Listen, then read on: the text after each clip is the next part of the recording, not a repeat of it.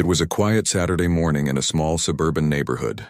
The streets were lined with tidy houses, each with trimmed lawns and driveways that looked almost identical. Most of the people who lived there had been around for years. Everyone knew each other, at least by sight, and it was the kind of place where nothing much ever happened. People liked it that way. In one of the houses lived a man who mostly kept to himself. He worked from home, spent his free time fixing things around his house, and only really talked to neighbors when they happened to meet outside. He wasn't unfriendly, just private. He had no interest in neighborhood gossip or small talk, and most people respected that. Next door, though, lived a woman who was the opposite. She was the type who noticed everything, who came and went, what packages were delivered, how long someone's grass grew before they cut it. If a car she didn't recognize parked on the street, she was the first one to peek out of her blinds. Some neighbors found it annoying, but others thought she was just being watchful. That Saturday, the man was sitting at his desk, sipping coffee and staring at his computer screen. He had been dealing with internet problems for weeks. His connection slowed down at random times, and sometimes his video calls dropped in the middle of work. At first, he blamed the service provider, but after running some checks, he realized something was off. Too many devices were connected to his Wi-Fi. He had counted. There were his own laptop, his phone, and a couple of smart devices. But the router showed more than a dozen connections. Some were even running late at night when he was asleep. That was when it hit him. Someone must have been using his internet without permission. At first, he felt annoyed but not surprised. He'd heard stories about neighbors borrowing Wi-Fi before. But the more he thought about it, the more it bothered him. He was paying good money every month, yet someone else was sneaking in for free. Worse, it might not just be casual streaming. What if someone was doing something shady online using his connection? That could get traced back to him. So he decided it was time to take action. He logged into the router, reset the settings, and created a brand new password. This time he made it strong. Random numbers, letters, and symbols that no one could guess. When he hit save, all the strange devices vanished from the network list. Finally, he felt relieved. But that relief didn't last long. A few minutes later, in the house next door, the woman noticed something strange. Her smart TV froze in the middle of a show. Her tablet couldn't load the news. Even her phone was showing no internet connection. At first, she thought it was a service outage. But when she looked outside and saw her neighbor's lights flickering as he typed on his computer, a thought crossed her mind. What if he had done something? Her suspicion grew quickly. She had always been wary of him. To her, he was too quiet, too private, and that made her uneasy. Instead of assuming it was her own mistake, she convinced herself that he was up to something. She didn't understand how Wi-Fi worked, but in her mind, the timing was suspicious. She didn't go over to ask him. She didn't try restarting her router. Instead, she reached for her phone and dialed 911. When the dispatcher answered, she sounded urgent. She said there was a man next door messing with Wi-Fi and that it seemed suspicious. She used words like tampering and hacking, even though she had no proof. Back in his own house, the man had no idea what was unfolding. He was feeling pretty good, actually. His internet was faster already. He made another cup of coffee, sat back down, and started planning his day. But soon, the sound of cars pulling up outside broke his calm morning. He looked out the window and saw 2 police officers walking toward his front door. He froze. For a moment, he wondered if something bad had happened in the neighborhood. But when he opened the door and saw the officers looking at him seriously, his stomach dropped. One of them asked if he was the homeowner. The other said they had received a call about suspicious activity involving Wi-Fi. The man blinked in disbelief. "Wi-Fi?" he repeated. He couldn't help but laugh a little, thinking it was some kind of mistake. But the officers weren't laughing. They explained that a neighbor had reported him for suspicious behavior. He could guess exactly which neighbor it was. He invited them inside, keeping calm even though he was frustrated. He showed them his computer screen, his router settings, and explained what had been going on. He told them he had discovered someone was connecting to his internet without permission, so he changed the password. That was it. No crime, no hacking, just protecting his own property. The officers exchanged looks. They seemed almost embarrassed to be there. Still, they asked a few more questions following procedure. The man answered patiently, though inside he was irritated that his morning had turned into this mess. Outside, the woman stood behind her curtains, peeking out. She saw the police at his door and felt satisfied, certain she had done the right thing. What she didn't realize was that her call had just set off a chain of events she would soon regret. As the officers left his house, they shook their heads. One of them told him quietly, "Sorry for the trouble. We had to check, but it looks like everything is fine here." He nodded, thanking them for being professional, but the situation still weighed heavily on him. He had done nothing wrong, yet someone's suspicion had brought police to his door. He knew it wasn't just about Wi-Fi, it was about assumptions, about how quickly some people jumped to conclusions without facts. As he closed the door behind him, he decided he wasn't going to let it slide. If his neighbor had really been stealing his internet all along, he was going to find proof. And when he did, the truth would turn the whole situation upside down. That morning, the neighborhood still looked quiet from the outside. The lawns were still green, the houses still neat, the streets still calm. But behind those doors, tension was rising.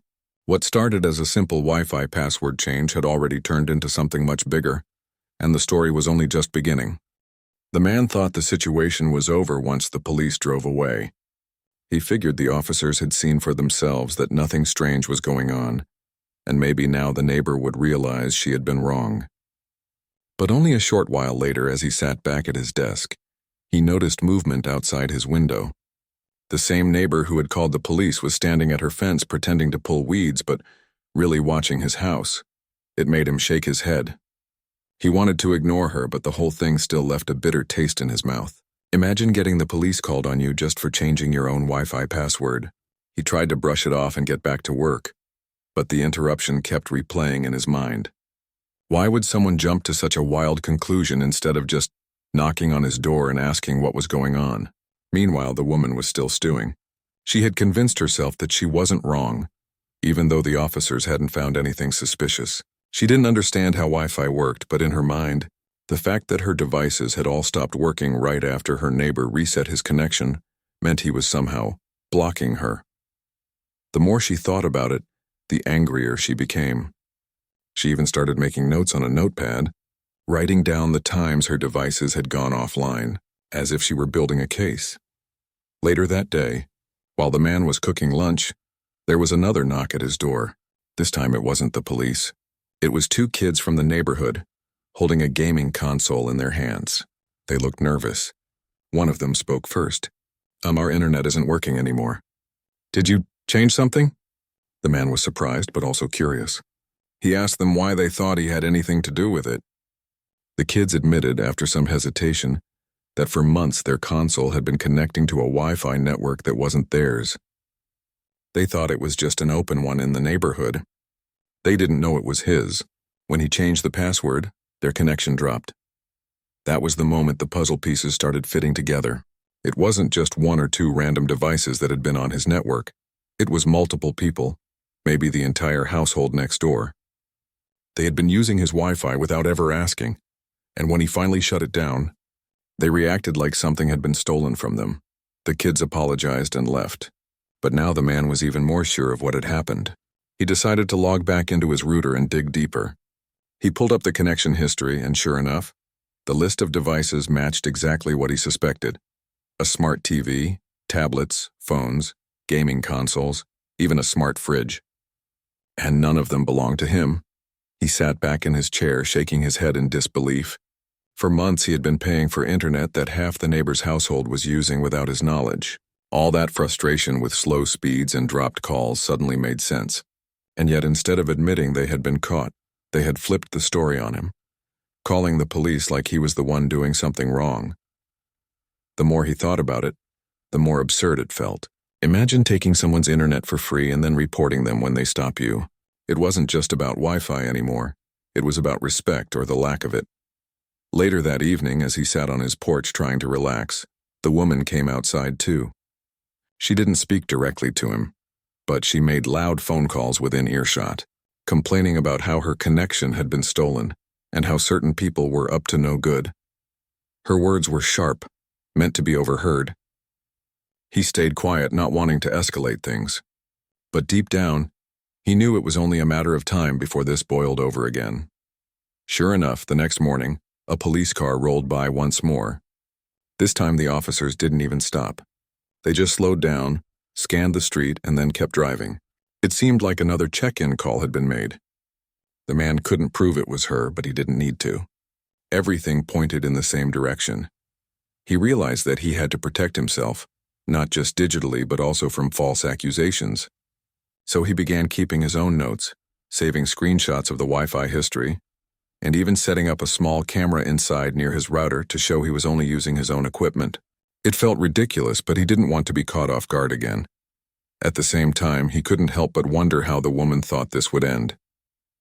Did she really believe she could keep calling authorities every time her internet didn't work? Did she think no one would question why she needed his Wi-Fi in the first place? What struck him most was how quickly suspicion had replaced simple communication. If she had just come over and asked, he might have even explained the situation or offered a compromise. But instead, she had turned it into a conflict, one that dragged in the police and embarrassed the whole block. Neighbors started noticing too. Word spread quickly in communities like this, and soon people were whispering about the strange calls to 911 and the patrol cars showing up for no clear reason. Some began to keep their distance from the woman, while others quietly checked in with the man, offering support and shaking their heads at the drama. One elderly neighbor even stopped him while he was taking out the trash. "Don't let it bother you," she said softly. "Some people just look for trouble. Everyone else knows you're not doing anything wrong." That reassurance helped, but it didn't erase the tension. The man knew this wasn't over yet. The neighbor hadn't learned her lesson, not when she still believed she was the victim. And if she kept pushing, she might find herself in deeper trouble than she imagined. As he closed the door behind him that night, he couldn't help but think about how small actions like resetting a password could snowball into something bigger. What had started as a simple fix to protect his internet was now turning into a neighborhood drama with police involvement, misunderstandings, and hidden truths. What he didn't realize just yet was that the biggest discovery was still waiting. The digital trail left behind by those borrowed devices held more secrets than he expected, and once he uncovered them, the story would take a turn no one in the neighborhood saw coming. That night the house was quiet, but his mind wasn't. The whole situation still bothered him. He had changed his password to stop the slow internet, but what he discovered made him realize it was bigger than just speed problems. The neighbor's family had been using his Wi-Fi for months, maybe longer, and instead of admitting it, they tried to make him look like the bad guy. He sat in front of his computer again, staring at the router's dashboard. The list of devices that had once been connected to his network was still there in the logs. Each one had its own identifier, and while the numbers and codes didn't mean much at first glance, he could guess which ones were which. There was clearly a television, a couple of tablets, several phones, and even a game system. It was like looking into a digital footprint of an entire household. He clicked through the details, saving screenshots as he went. The more he looked, the more annoyed he became. This wasn't just casual use, like a neighbor hopping on to check an email when their own connection was down. This was daily heavy use. Someone had streamed movies, played online games, and downloaded large files, all through his account. No wonder his calls had been cutting out. What shocked him even more was how long it had been happening. Some of the entries went back months. He realized he had probably been paying for nearly double the bandwidth just to support someone else's entertainment. And now that he had locked them out, instead of apologizing, they had called the police. He leaned back in his chair, rubbing his temples. Part of him wanted to march next door and confront the neighbor directly, but he knew that wouldn't go well. If she could call 911 over Wi-Fi, who knew what she might do if he challenged her face-to-face? He needed a smarter way to handle this. The next day, he started digging deeper. He set up a monitoring system on his router that could show whenever new devices tried to connect. Every few minutes, the alerts popped up, failed login attempts from the same unfamiliar devices. They kept trying over and over, like someone punching the wrong key to a locked door. It was clear they weren't ready to give up. They wanted back in. That was when he made an important discovery. By looking at the names of the devices that were trying to connect, he realized many of them weren't even hidden. People often named their gadgets after themselves or their kids. A tablet might be called Mike's iPad, or a console might be labeled Living Room Xbox. And sure enough, some of the devices trying to get back into his network carried names that made it obvious where they came from. His stomach dropped as he read them. They weren't just random connections from strangers down the street. They were all tied to the house right next door. The same house that had called the police on him. At that moment, everything became crystal clear. They hadn't just been using his Wi-Fi by accident. They had been relying on it as if it was their own.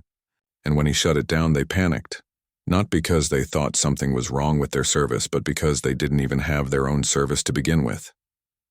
They had been living off his connection the entire time.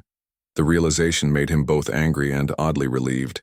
Angry because of the nerve it took to do that. Relieved because at least now he wasn't imagining things. He had solid proof. He printed out the logs, highlighted the device names, and kept them in a folder. He wasn't sure if he would ever need to show anyone, but he wanted to be ready. After all, if the police showed up again, he wanted evidence in his hands. That evening, as he was watering his front yard, he noticed the neighbor outside too. She was fiddling with her phone, muttering under her breath, clearly frustrated that she couldn't get online. She kept glancing toward his house, her expression sharp. He stayed calm, pretending not to notice. But deep down, he couldn't shake the feeling that this wasn't just about internet anymore. It was about pride, about control, and about how some people simply couldn't admit when they were wrong. Over the next few days, the attempts to reconnect kept coming. Each time he checked the log, there they were. The same phones, the same TV, the same gaming system. It was almost like watching someone repeatedly knock on a locked door, refusing to accept that they no longer had the key. But then something happened that surprised him. He noticed a new device appear in the list, not one he recognized. It wasn't a phone or a TV, it was a laptop.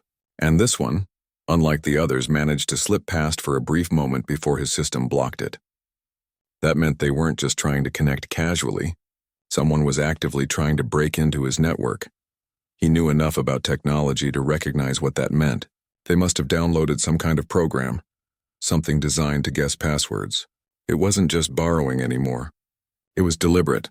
That discovery changed everything. What started as a nuisance was now an intrusion attempt. And that could cross the line into something much more serious. He thought carefully about his next move. He didn't want to escalate things too quickly, but he also couldn't sit by while someone tried to hack into his personal network. He decided to strengthen his security even more, setting up layers of protection that most people wouldn't bother with. He also saved every log entry, every failed attempt, building a timeline that showed exactly what was happening. As he sat there watching the failed attempts pile up, he felt a mix of emotions. On one hand, he was frustrated. On the other, he almost pitied them. Imagine being so dependent on someone else's Wi-Fi that you'd go to such lengths to get it back. But pity aside, he knew this couldn't go on forever. Something had to give. What he didn't know yet was that all of this, the logs, the failed attempts, the evidence he was gathering, would soon become important. Because sooner rather than later, the neighbor's story would unravel and everyone would see the truth for what it really was. For now, though, he stayed quiet, watching, waiting, and preparing.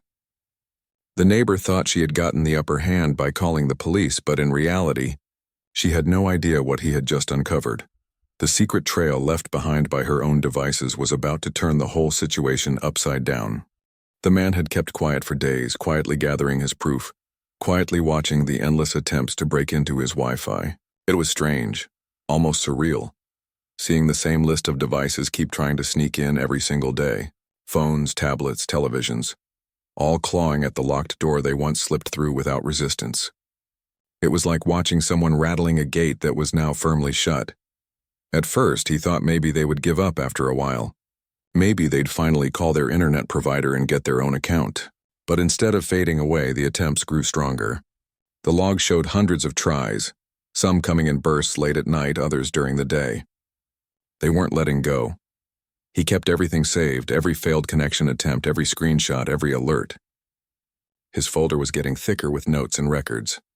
He didn't know exactly when he'd need them, but he had a feeling it wouldn't be long. One evening, he got his answer. He was sitting in his living room when he heard loud voices outside. At first, he ignored it, but the noise grew louder, closer.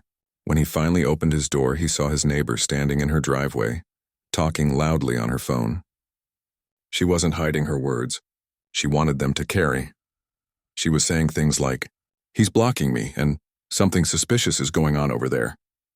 Her tone was sharp, meant to be heard, not just by the person on the other end of the call but by anyone within earshot. It was clear who she was talking about. For a moment he considered walking back inside and leaving it alone. But before he could, flashing lights appeared at the end of the street. Another police car was pulling up. This time, instead of feeling shocked, he felt prepared. He had expected this. When the officers walked up his driveway, he already had his folder in hand. They asked the usual questions, saying they'd received another call about suspicious activity. He didn't even wait for them to finish before calmly laying the papers on the porch railing. He explained everything step by step, how he had noticed extra devices on his network, how he had changed his password, how the same devices kept trying to get back in, and how the names of those devices clearly pointed to the house next door. The officers listened carefully. One of them flipped through the pages, nodding slowly. The evidence was clear. There were no made-up stories, no vague complaints, just facts, printed and highlighted. When the neighbor walked over, arms crossed and ready to argue, the officer held up a hand to stop her.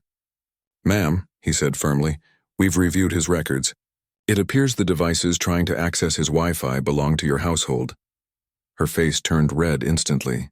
She started stammering, saying things like, "That's not true, and he's making it up."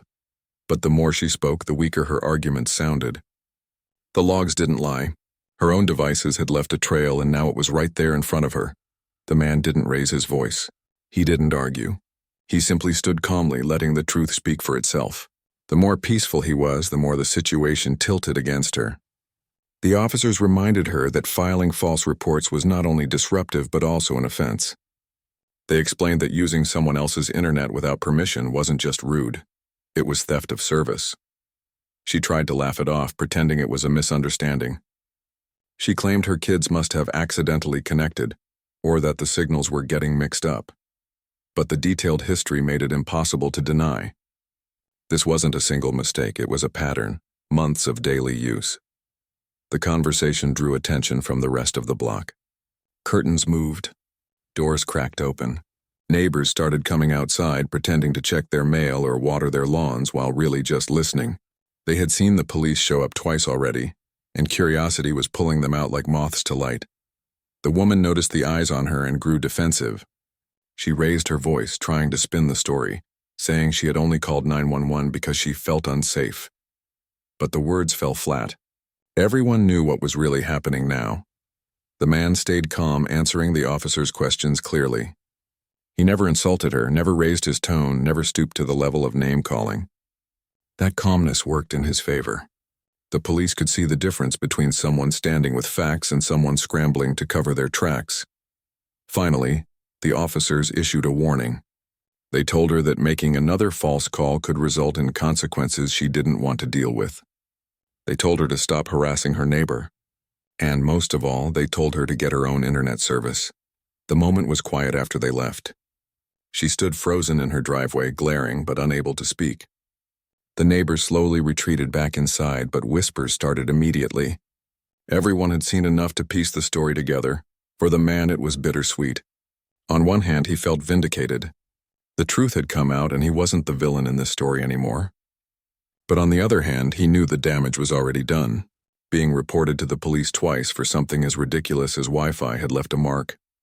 That night, he sat by his desk again, looking over the logs. The failed attempts had finally stopped. Maybe they had gotten the message. Maybe she had realized the game was over. But deep down, he doubted it was the last of the trouble. He couldn't help but wonder how people could twist reality so easily, how someone caught red-handed could still try to paint themselves as the victim. But he also realized something important. When you stay calm, gather facts, and let the truth speak, it always wins in the end. And in this case, the truth had not only cleared his name but also shown the whole neighborhood what kind of person lived next door. After the second police visit, things in the neighborhood felt different. The street was the same, the houses were the same, but the air had changed. The story about the Wi-Fi call had spread faster than morning coffee gossip. Everyone had seen the flashing lights and heard bits and pieces of what went down. And by now, the truth was floating from one porch to another. The woman who had once walked around like the self-appointed neighborhood watch was suddenly quieter. She still peeked through her blinds, still stepped out onto her porch at odd times, but something about her seemed smaller, less certain. The man didn't feel the need to rub it in. He wasn't the kind of person who enjoyed making others feel embarrassed.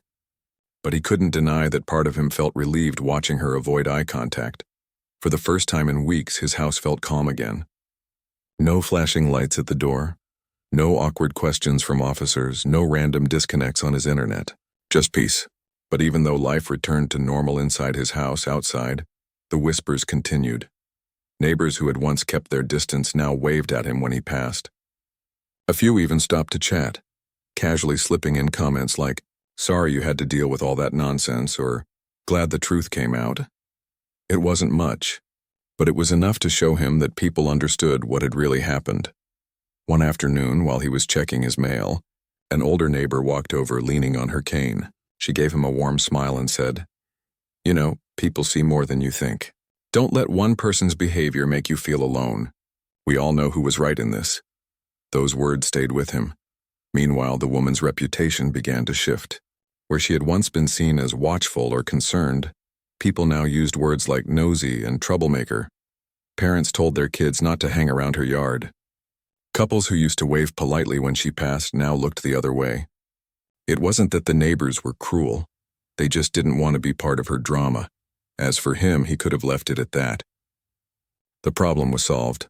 The Wi-Fi was secure, and the police wouldn't be showing up again anytime soon.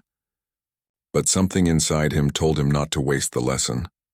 What happened wasn't just about technology, it was about trust, about assumptions, and about how dangerous it can be when people jump to conclusions instead of seeking the truth. So, he decided to share his story, carefully and calmly, not to shame anyone, not to stir up more trouble, but to remind people how quickly things can get out of hand. He told the story to a community group at the library, explaining how he noticed his connection slowing, how he discovered unauthorized devices, and how it all ended with false accusations. He left out names, never once pointing a finger, but the lesson was clear. The group listened closely, some even taking notes. Afterward, a few people approached him, admitting they had similar issues with their own internet or that they had never thought about how easily their Wi-Fi could be taken advantage of. His story had turned into something useful. He also began to talk more openly with his closer neighbors. He explained how important it was to secure your connection, not just for speed, but for safety. If someone did something illegal online using your Wi-Fi, it could fall back on you. People nodded, realizing that what had happened to him could have happened to anyone. Ironically, the woman next door probably had no idea how her attempt to make him look suspicious had ended up making the whole neighborhood wiser. She stayed inside more often after that, her blinds always half closed, her voice lower when she talked on the phone outside. If she knew how much people were talking about her, she never admitted it. For the man, it wasn't about revenge or holding grudges. He had no interest in embarrassing her further. But he couldn't ignore how the entire ordeal had changed the way people saw him. Before, he was just the quiet neighbor who kept to himself. Now, he was the one who had stood calmly through 2 police visits, presented the facts and proven his innocence without raising his voice. People respected that. Still, he didn't forget how quickly things had escalated. A simple password change had brought police cars to his house. That fact alone stayed with him. It reminded him how fragile peace can be, how easily suspicion can snowball into something far more serious. One night, as he sat on his porch watching the sun set behind the rooftops, he thought about everything that had happened. He thought about the kids who had come over with their game console, sheepishly admitting they'd been using his Wi-Fi without knowing. He thought about the neighbor's angry phone calls and the flashing lights outside his door.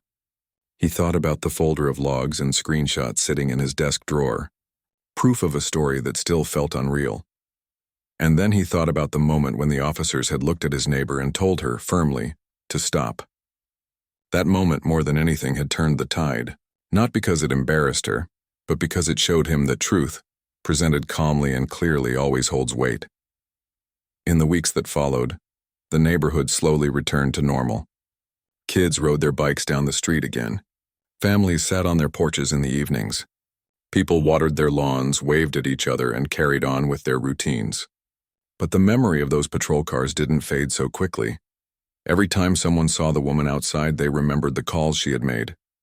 Every time someone saw the man carrying groceries or mowing his lawn, they remembered how he had handled the whole thing with patience and proof. The story became part of the neighborhood's unspoken history, the kind of tale that lingers even after the drama dies down. For him, the best part was simple. His peace of mind had returned. His internet was secure, his work calls were smooth, and his evenings were quiet again. He had gone from being accused of suspicious behavior to being the example of how to stay calm under pressure. And though he never wanted to go through something like that again, he knew one thing for certain.